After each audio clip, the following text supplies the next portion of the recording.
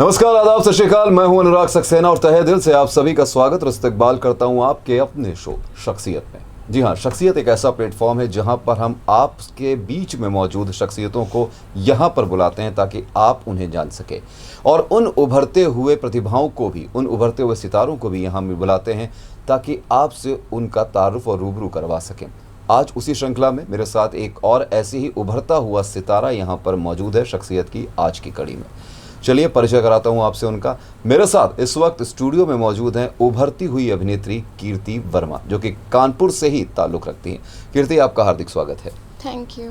तो ऑडियंस, आपको बता दूं कि कीर्ति जो है उभरती हुई अभिनेत्री हैं और अभी हाल ही में इनकी एक फिल्म OTT प्लेटफॉर्म पर रिलीज़ होने वाली है ब्लेज के नाम से।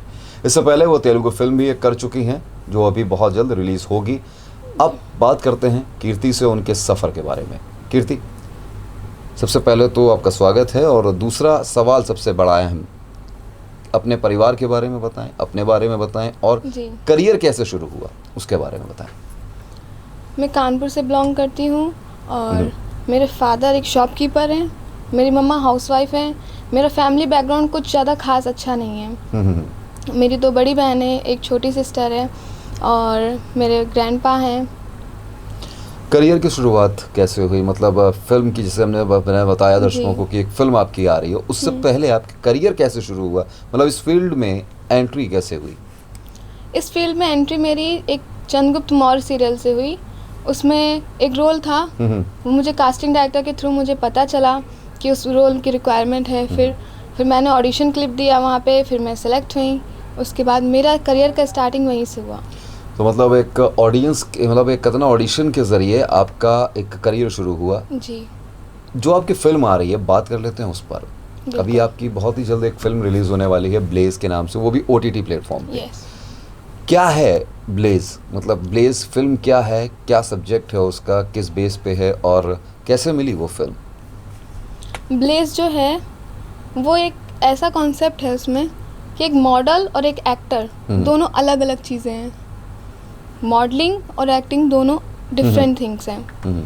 लोग बोलते हैं मैं मॉडलिंग कर लेती हूँ तो मैं एक्टिंग में भी जा सकती हूँ, बट ऐसा नहीं है। उसमें भी कई चीज़ें होती हैं जो एकदम डिफरेंट हैं। उसी के ऊपर ये ब्लेज फिल्म है। तो जो आपका कैरेक्टर है उस फिल्म में, वो क्या कैरेक्टर है? मतलब मॉडल का है या फिर एक्टर का है? मेरा एक एक्टर का है। आपका कैरेक्टर एक्टर का है। तो जो एक्टर, क्योंकि आप बेसिकली एक्टर खुद भी हैं, लेकिन इस फिल्म के लिए तैयारी कैसे किया आपने? मतलब एक बीइंग एन एक्टर, क्योंकि एक एक्टर हो के एक एक्टर का रोल प्ले करना फिल्म के अंदर एक डिफरेंट टास्क हो जाता है। बहुत ज़्यादा। एक रोल को आत्मसात करके उसको करना एक अलग चीज़ होती है, लेकिन एक एक्टर का ही कैरेक्टर उसमें निभाए, उसके लिए क्या तैयारी? काफ़ी चीज़ों का ध्यान रखना होता है क्योंकि एज एन एक्टर काफ़ी लोग हमसे इंस्पिरेशन लेते हैं सर। तो इसलिए बहुत ज़्यादा मुश्किल था कि मुझसे कोई गलती ना हो, मुझसे कुछ ऐसा ना हो जाए कि दूसरे लोग हर्ट हो जाएं। तो वो सब चीज़ों का बहुत ध्यान रखना पड़ा इन सब में। और उसके लिए डांस वगैरह का भी आपने कुछ ट्रेनिंग ली होगी, क्योंकि जैसा कि आप बता रही थी कि आप पहले भी आपने ऑफ द कैमरा बताया कि आप बहुत अच्छी डांसर हैं। तो क्या इसमें आपका वो डांस का हुनर देखने को मिलेगा इस फिल्म में? अभी तक तो नहीं। इस फिल्म में अभी तक कोई ऐसा सीन नहीं है जिसमें आप डांस करते हुए दिखें? तो एक तरह से देखा जाए डिफरेंट कॉन्सेप्ट है, क्योंकि अमूमन हमने देखा है कि बहुत सारे लोग जो हैं, यूथ जो हैं, वो ये सोचते हैं कि if they are a model तो वो ईजिली आप एक्टिंग कर सकते हैं। ये अमूमन हमने देखा है, जैसे लोग एग्जांपल देते हैं बिपाशा बासु का, जॉन इब्राहिम का, डिनो मोरियो का, कि एक मॉडल थे, मॉडल से ये एक्टर बन गए। लेकिन ये एक दोनों देखा जाए तो डिफरेंट फील्ड होती हैं। बिल्कुल। और ये शायद आपकी फिल्म में दिखाने की कोशिश की गई है। जो डिफरेंट वेज हैं ये इस फिल्म में देखने को मिलेगा। इससे पहले आपकी एक और फिल्म जो है आपने डिस्कस की थी कि एक फिल्म आपने की है तेलुगु।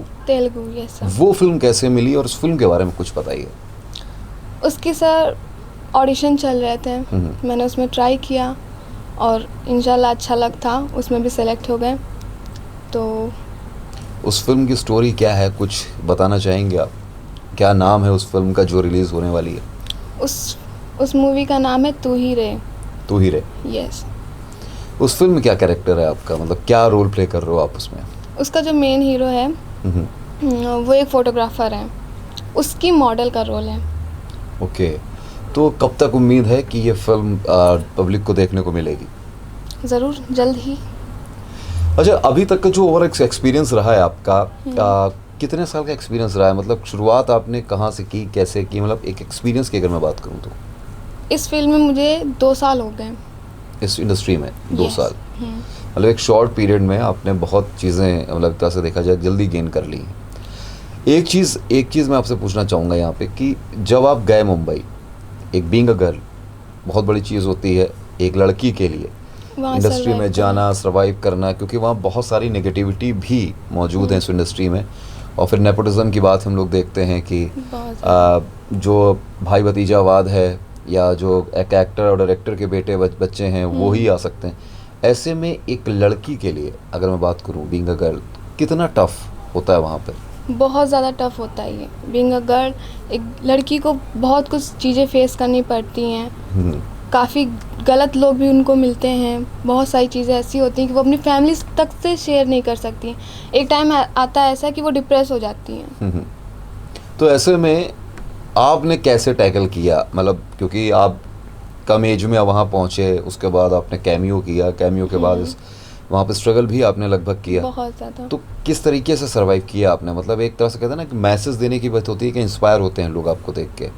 तो आप अगर यहाँ पे बैठे हो तो आपको लोग सुन रहे हैं, जी। इंस्पायर हो रहे हैं।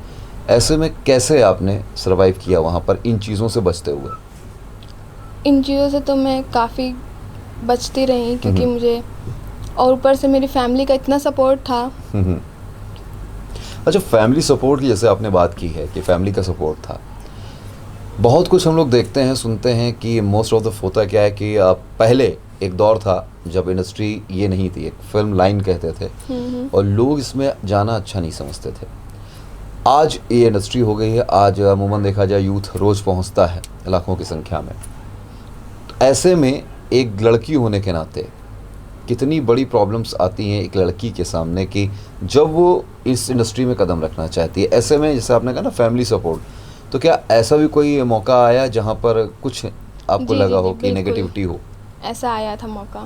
जब मैं इस इंडस्ट्री में फ़र्स्ट टाइम मैंने वो सीरियल किया, जब रिलेटिव्स को मेरे पता चला, कुछ इतने ज़्यादा थे वो, मम्मा को फ़ोन करके बोलते थे कि लाइन अच्छी नहीं है, वहाँ आगे लोग अच्छे नहीं मिलेंगे, सक्सेस होने के लिए बहुत कुछ करना पड़ेगा। बट मेरी मम्मा, मेरी फैमिली ने इतना मेरे को सपोर्ट किया। उन्होंने मेरे को हमेशा इंकरेज किया। उन्होंने कभी ये डीमोटिवेट मेरे को नहीं किया कि तू आगे ना जा। फैमिली ने मेरी इतना सपोर्ट किया कि सर रिलेटिव्स की जो भी बातें थी उनको अनसुना करा। तो कुल मिला के देखा जाए तो यही एक रास्ता होता है। आप नेगेटिव चीज़ों को अगर दरकिनार करते हुए अगर आप सिर्फ अपने पाथ पर, अपने एक लक्ष्य पर अगर निर्धारित रहते हैं तो आप सक्सेसफुल हो सकते हैं। जी बिल्कुल। तो अभी ये जो फिल्म आपने की है, जो आपने बताया, कैसा एक्सपीरियंस रहा फिल्म के सेट पर? मतलब कैसा माहौल रहा? अगर मैं तेलुगु फिल्म की बात करूं, क्योंकि वो एक डिफरेंट इंडस्ट्री है, डिफरेंट है बहुत ज़्यादा। और बॉलीवुड की डिफरेंट इंडस्ट्री है, तो दोनों में आपने क्या सिमिलरिटीज़ देखी? क्या सिमिलरिटी आपको देखने को मिली, या फिर बहुत ही अलग आपने देखा? वहाँ का माहौल कैसा माहौल रहा? अलग अलग माहौल था। तेलुगु का माहौल कैसा रहा? मतलब वहाँ की इंडस्ट्री के लोगों के साथ काम करना। बहुत अच्छा रहा वहाँ का। अच्छा, लैंग्वेज एक चीज़ होती हाँ, है, लैंग्वेज इशू था तो वहाँ। लैंग्वेज इशू कैसे टैकल किया आपने? क्योंकि जब एक एक्टर किसी दूसरी लैंग्वेज में काम करता है, वो भी तेलुगु तमिल में, मैंने ऑनलाइन क्लासेस ली थी। तेलुगु की। हाँ। ओके, तो मतलब बहुत ही इजीली हुआ या काफ़ी चीज़ें बहुत टफ था टफ होता ये। है? हाँ, उसकी लैंग्वेज हम्म, बहुत ज़्यादा टफ थी, बट फिर डबिंग से भी हुआ काम सही। अच्छा, डबिंग से काम हुआ। तो कीर्ति, जिस तरह की फिल्में आपने अभी तक की, जो अपनी की हैं, ब्लेज की अगर बात करें, जी या बिल्कुल। फिर तमिल की, जो तेलुगु की आपने बात की है, इसके अलावा बीइंग एन एक्टर, एक होता है ना कि एक्टर की एक चॉइस होती है कि मुझे इस सब्जेक्ट की, इस तरीके की फिल्में करनी है। एक लड़की होने के नाते किस तरीके की फिल्में आप करना चाहते हो? कौन सा सब्जेक्ट आपको ऐसा लगता है कि हाँ, मैं इसमें फिट हूँ और इस तरह की फिल्म मुझे करनी है? आजकल का दौर देखते हुए जैसे काफ़ी अपराध ज़्यादा हो रहे हैं, तो उसके ऊपर अगर कोई ऐसी मूवी बनना चाहेगी तो उसमें मैं ज़रूर काम करना चाहूँगी। मतलब बेसिकली जो आपने कहा कि बीइंग अ गर्ल, जो फीमेल्स के ऊपर जो अपराध हो रहे हैं, जी बिल्कुल। तो मे बी हो सकता है कि आप मर्दानी या फिल्म जैसे आई थी उस पर आप, प्रियंका चोपड़ा की जो बायोपिक हाँ, थी। बायोपिक के ऊपर। ओके, मतलब एक सिलेक्शन ऐसा है कि जो मैसेज भी दे लोगों को और एक सशक्त नारी का एक उदाहरण भी दे। जी। अच्छा, एक चीज़ मैं पूछना चाहूँगा कि जैसा कि आपने कहा कि फिल्म आपने की, एज एन एक्टर कैसे शुरुआत करते हैं? मतलब क्योंकि मैंने बहुत सारे एक्टर्स को देखा है जो ट्रेंड होते हैं, कुछ अनट्रेंड होते हैं, तो कितना मायने रखता है एक ट्रेनिंग इंस्टीट्यूट की बात करें अगर तो? ट्रेनिंग इंस्टीट्यूट में एडमिशन लेना, फिर उनकी हाई फीस देना, इतना मायने नहीं रखता है ये। हम्म। अगर आप में खुद में टैलेंट है तो आप कुछ भी कर सकते हैं। मतलब कुछ कुल मिला के देखा जाए तो जितने ट्रेनिंग इंस्टीट्यूट हैं they are there to polish. मतलब अगर आपके अंदर एक्टर नहीं है तो वो ट्रेनिंग इंस्टीट्यूट भी किसी काम के नहीं है फिर। अगर आपके अंदर खुद में रुचि नहीं है उन सब चीज़ों की, खुद आप टैलेंटेड नहीं हो, तो कोई भी इंस्टीट्यूट हो आप उसमें एडमिशन भी ले लो आगे, लेकिन नहीं बढ़ सकते फिर। तो कुल मिला के ये है कि खुद के अंदर एक चीज़ होनी चाहिए दर्शकों। तो ये बात बिल्कुल सही है कि अगर आपके अंदर कुछ है, वो फायर है, तभी आप ज्वालामुखी बन सकते हैं। जी। अदरवाइज आपको कोई ज्वालामुखी बना नहीं सकता। नहीं बना सकता। तो जितने ही ट्रेनिंग इंस्टीट्यूट हैं इनका क्या बेनिफिट है? मतलब जो लोग ड्रीम लेकर जाते हैं एक एक्टर, एक सिंगर या XYZ बनने का, इस फील्ड में आने के लिए, तो मैंने मोस्टली देखा है कि इंस्टीट्यूट जो होते हैं वो शो ऑफ बहुत करते हैं। बड़े बड़े एक्टर्स के साथ फ़ोटोज़, अपनी प्रोफाइल मेंटेन करते हैं, फिर उससे पब्लिक को बेवकूफ़ बनाते हैं। तो कुल मिला के देखा जाए तो आपका कहने का मतलब ये है कि शो ऑफ का बिजनेस है, तो शो ऑफ पे, दिखावों पे ना जाएं, बिल्कुल अपनी अकल लगाएं। मतलब कुल मिला के कहने का ये है कि अगर आपके अंदर वो टैलेंट है तो टैलेंट को पॉलिश करने का काम ये कर सकते हैं, लेकिन काम आपको अपनी खुद में करना, किस्मत और मेहनत दिलाती है। बिल्कुल। तो फिलहाल एक चीज़ और पूछूंगा कि जो ब्लेज मूवी है इसका जो पृष्ठभूमि है, जो शूट है, वो शूट कहाँ हुआ पूरा ब्लेज का? कानपुर में ही हुआ है सर। ओके, मतलब कानपुर की धरती पे ही हुआ है। जी। तो कैसा एक्सपीरियंस रहा यहाँ कानपुर में शूट करने का? मतलब किस कौन कौन से और साथी कलाकार आपके इसमें फिल्म में हैं? बहुत सारे हैं, अभी मोस्टली कानपुर के ही हैं सब। अच्छा, एक चीज़ और पूछूंगा, आप अभिनेत्री हैं और कलाकार हैं, और मोस्टली क्या होता है कि जब मुंबई जाते हैं तो एक बहुत बड़ा स्ट्रगल फेस करना पड़ता है। लोगों को मोस्टली पता ही नहीं होता है कि हमें जाना कहाँ है, किससे मिलना है, कैसे शुरू करना है करियर को। ऐसे में जिस तरीके से कोरोना काल के बीच में योगी सरकार ने नोएडा में उन्होंने कहा है कि फिल्म इंडस्ट्री ग्रेटर नोएडा में हम शुरू करेंगे, फिल्म सिटी का निर्माण करेंगे, कितनी इम्पोर्टेंस रखती है? मतलब मुंबई जाना इजी होगा वहाँ पे अपना एक करियर बनाने के लिए स्ट्रगल करना, या फिर यहाँ पे इतना इजी होगा? अगर मैं आगे के अब आने वाले वक्त की बात, मेरे हिसाब से तो यूपी वाला बेटर रहेगा। मतलब आपको लगता है कि यूपी में उतना एक फेम मिल सकता है अगर आदमी वहाँ स्ट्रगल ना करके यहाँ करे? सबसे अहम और आखिरी सवाल मैं आपसे पूछूंगा, वो ये कि यूथ के लिए क्या मैसेज आप देना चाहोगे जो अपना करियर बनाना चाहता है, अपना एक ड्रीम लेकर चलता है और चाहता है कि वो भी एक एक्टर, एक एक्ट्रेस, या फिर अगर मैं बात करूं तो सिंगर या कोई भी कुछ भी राइटर ऐसा बनना चाहे, उसके लिए क्या आप मैसेज देना चाहोगे हमारे इस प्रोग्राम के ज़रिए? मैं ये कहना चाहूँगी कि अपना एम लेके चलो। रास्ते में बहुत सी चीज़ें ऐसी आएंगी कि आपको भटकाएंगी, बट आप अपने एम पे बने रहो, ज़रूर सक्सेस मिलेगी आप सबको।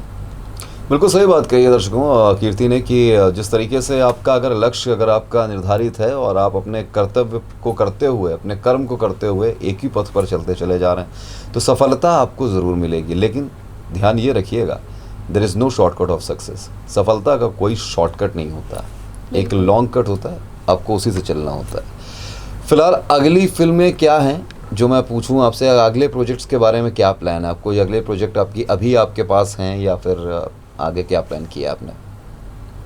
बहुत जल्दी पता चलेगा।